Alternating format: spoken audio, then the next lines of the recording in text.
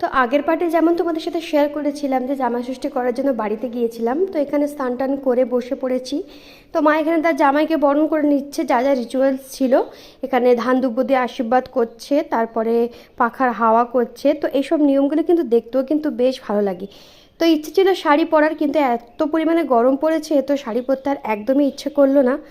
তো এখানে দেখো মামাও বসে বসে দেখছে যে দিয়ান তার কী কী নিয়ম করছে।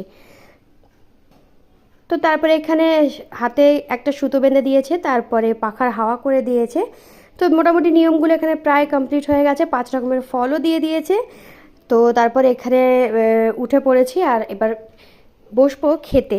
তো তার জন্য মাকে একটু সাহায্য করে দিচ্ছিলাম। মা এখানে তার জামাইকে কিন্তু একদম সাজিয়ে গুছিয়ে খেতে দিয়ে দিয়েছে।